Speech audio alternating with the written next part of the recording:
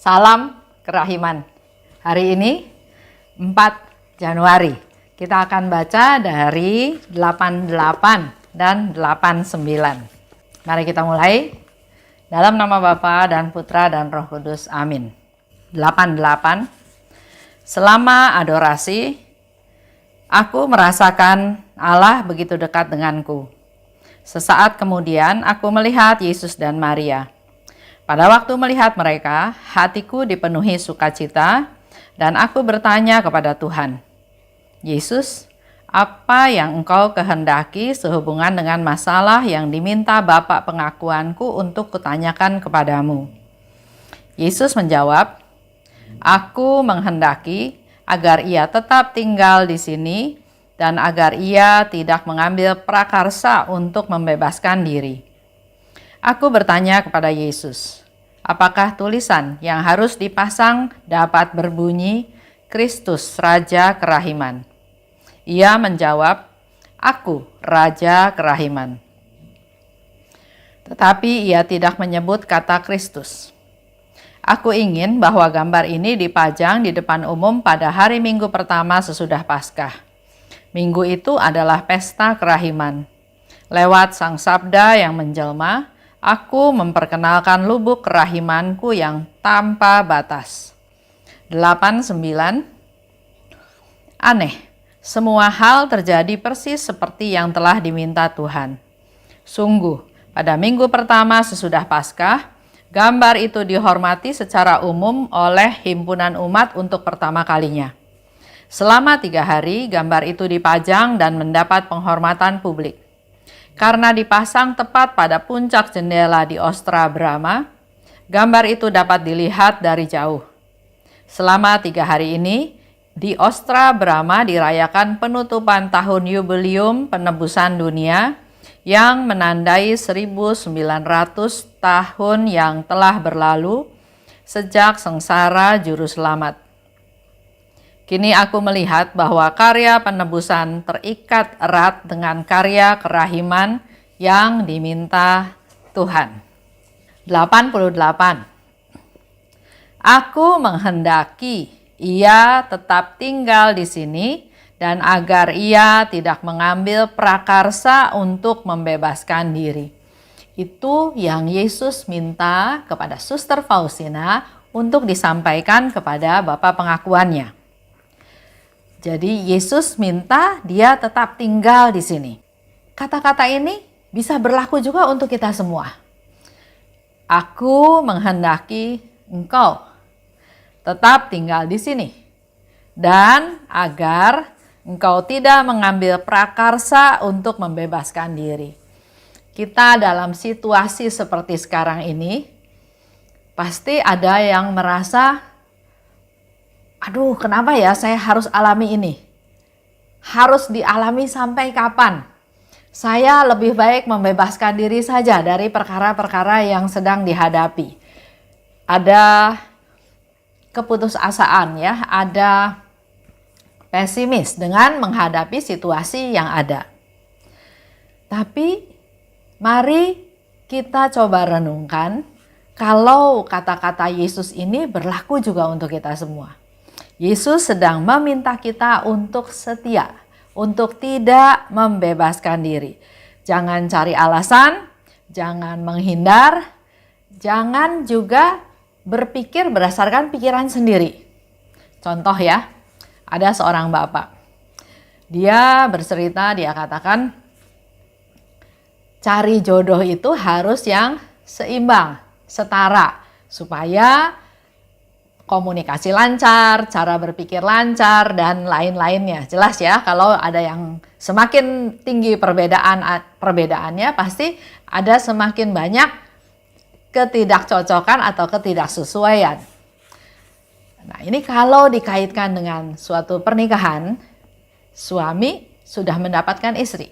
Dan kalau istrinya ternyata tidak satu level, tidak setara, memang pasti akan banyak persoalan dan permasalahan. Dan kalau Bapak itu bilang sekarang, kalau dulu, nah saya bilang, itu sesuatu yang pertama nggak mungkin bisa diulang. Kedua, selain bicara tentang status istri, tapi lihat juga dengan menikah dengan istri ini, dia punya anak-anak yang hebat-hebat, yang baik, yang menghormat orang tua. Jadi itu satu paket, nggak bisa hanya berpikir bahwa kalau saya menikah sama yang setara, ceritanya pasti lain lagi. Ya, jadi kembali lagi, apa yang sudah terjadi itu coba diterima. Jangan berpikir seandainya, kalau mungkin, dan seterusnya yang nggak ada gunanya. Selanjutnya, waktu Suster Faustina tanya kepada Yesus, Yesus, tulisan yang di bawah itu, apakah boleh saya tulis sebagai Kristus, Raja Kerahiman? Dan jelas Yesus menjawab, aku Raja Kerahiman. Jadi Yesus mau memperkenalkan diri, bukan hanya dia Kristus yang Raja Kerahiman, tapi Yesus. Yesus yang saudara sulung kita. Yesus yang berkorban untuk kita. Yesus yang wafat untuk kita. Yesus yang anak Maria yang lahir, yang menjadi manusia, dan seterusnya. Yesus katakan, aku Raja Kerahiman. Lanjut dikatakan, aku ingin bahwa gambar ini dipajang di muka umum pada minggu pertama sesudah Paskah. Kembali lagi, keinginan Yesus yang dikatakan itu baru terwujud pada tahun 1935. Pertama kali dipasang di Vilnius di negara Lituania. Itu terjadi pada tanggal 26 sampai 28 April 1935, tepat 1 minggu setelah Paskah, dan itu terjadi pada tahun Yubileum Penebusan Dunia. Di nomor 89 dikatakan oleh Suster Faustina, aneh. Semua hal terjadi persis seperti yang telah diminta Tuhan. Segala sesuatu itu Tuhan rencanakan, Tuhan atur sedemikian rupa. Sehingga perkataan aneh itu bukan sesuatu yang berunsur negatif, tapi itu adalah suatu pujian, suatu surprise bahwa apa yang terjadi itu persis seperti yang telah diminta oleh Tuhan. Karena memang pada waktu Yesus minta gambar itu dihormati secara publik, nggak kelihatan kemungkinannya, nggak kelihatan step-stepnya sampai bisa gambar itu dihormati secara publik. Pertama, dia minta pada Suster Faustina yang lingkup aktivitasnya sangat lokal. Kedua, dia katakan pada Pastor Sopocko. Pastor Sopocko dosen, bukan kepala paroki. Dia tidak ada kemungkinan memimpin misa dalam perayaan Ekaristi, di mana Yesus minta gambar itu dipasang 1 minggu setelah Paskah dan dipasang di tempat yang bisa dilihat oleh banyak orang. Jadi tahapannya menurut Suster Faustina, bahkan menurut Sopocko juga pasti nggak mungkin terjadi ya. Tapi pertama kita belajar berserah. Kita lakukan bagian kita, biar nanti Tuhan yang selesaikan. Sehingga di sana dikatakan tiba-tiba Pastor Sopocko diminta oleh Bapak Uskup untuk memimpin misa pada perayaan Ekaristi tersebut. Sehingga Pastor Sopocko punya keberanian, inilah kesempatannya. Dia minta izin supaya gambar itu bisa dipasang, ditaruh di jendela, di tempat yang tinggi supaya bisa kelihatan dari jauh. Apakah disetujui? Enggak, mula-mula uskupnya enggak setuju. Tapi di situ kembali lagi perlu kesungguhan, perlu niat, perlu usaha, perlu perjuangan, sehingga akhirnya uskup mengizinkan dan itu terjadi. Jadi luar biasa ya, ikut Tuhan yang diperlukan adalah ketaatan, kesetiaan, dan benar-benar mendengar apa yang Tuhan minta. Kita lakukan bagian kita, selanjutnya Tuhan yang menyelesaikan, yang melanjutkan. Dan di situ Suster Faustina juga katakan, Pastor Sopocko pun pada tahun 1935 tersebut berkhotbah pada hari itu tentang kerahiman ilahi, dan memang itu yang diminta oleh Yesus. pada pesta kerahiman ilahi, pastor khotbah tentang kerahiman ilahi. Yesus sendiri menghendaki gambar itu dihormati demi memohon kerahimannya serta hidup penuh belas kasih.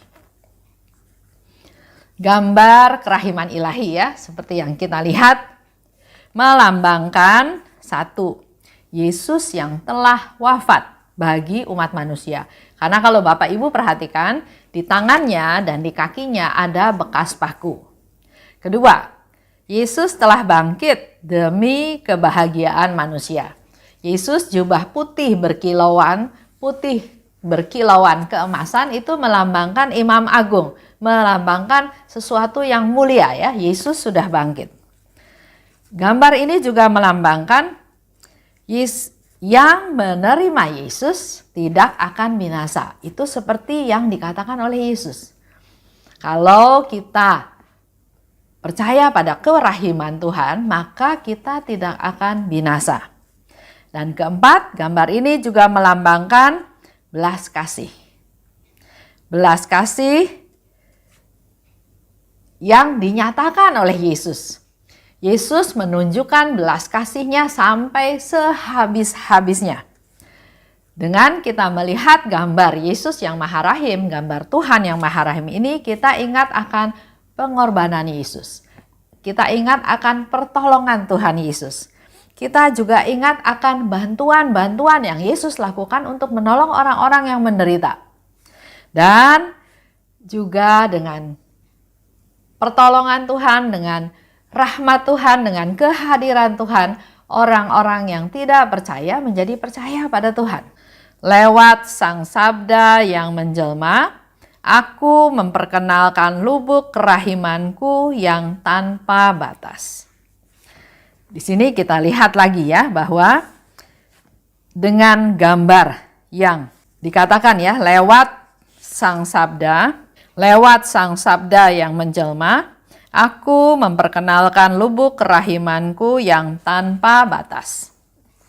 Sang Sabda yang menjelma, Allah menjelma menjadi manusia. Allah datang ke dunia untuk menolong orang, menolong kita semua ya. Lewat Sang Sabda yang menjelma, aku memperkenalkan lubuk kerahimanku yang tanpa batas. Itu yang Yesus katakan ya. Sang Sabda yang menjelma adalah Allah yang menjelma menjadi manusia. Manusia itu kecil, manusia itu papa, manusia itu tidak berdaya, manusia itu nggak ada apa-apanya.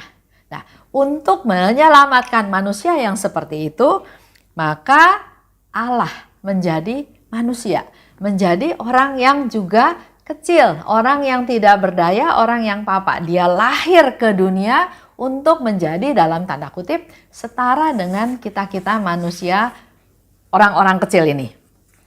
Karena tanpa merendah, tanpa berusaha jadi sederajat, tetap merupakan hal yang seperti sedekah. Pernah ya, saya juga mention beberapa waktu yang lalu. Kalau kita memberi, merasa derajat kita lebih tinggi daripada yang menerima. Itu yang sepertinya berlaku dalam dunia umumnya. Yang memberi berarti punya. Yang menerima enggak punya.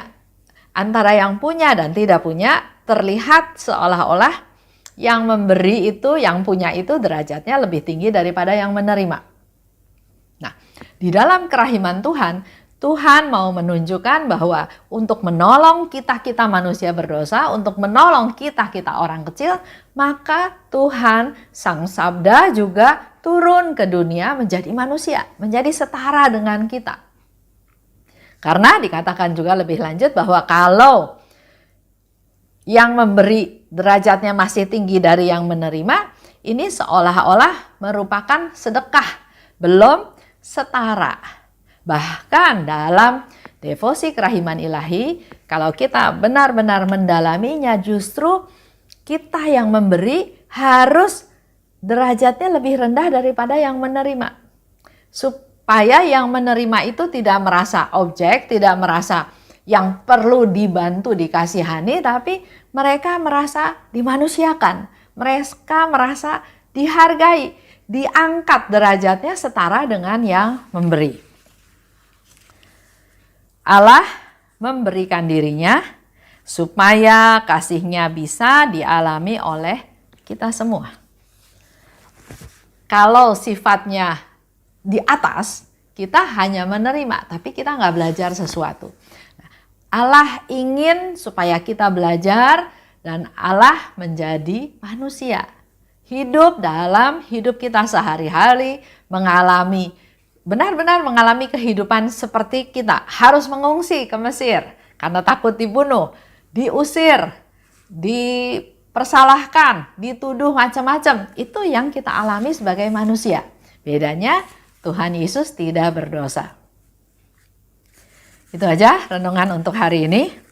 Mari kita masuk ke dalam doa untuk memanjatkan apa-apa yang kita dapatkan hari ini untuk menjadi pegangan untuk hari-hari kita yang akan datang.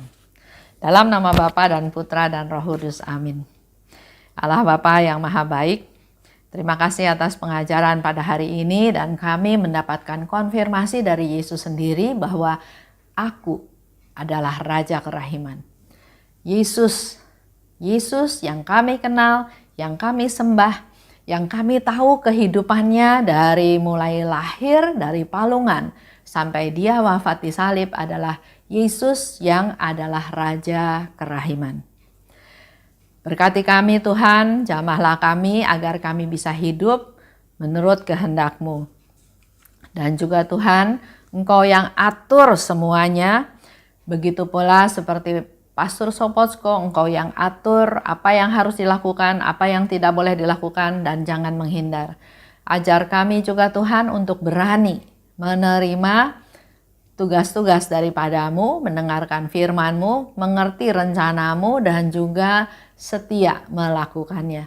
Berani menerima apapun yang terjadi dan setia melakukannya dan selalu meminta kekuatan daripada-Mu.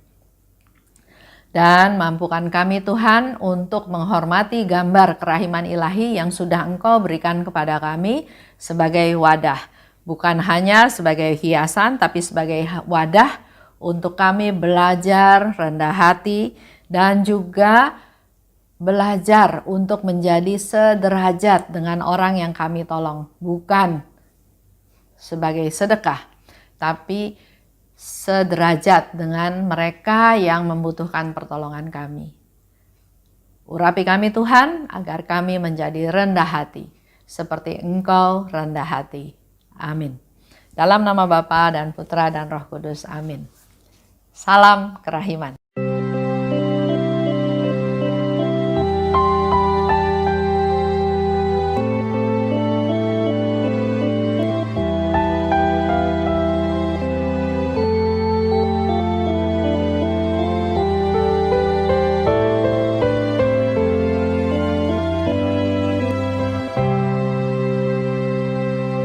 Syukur kepadamu ya Allah, karena Engkau mengelilingi hidup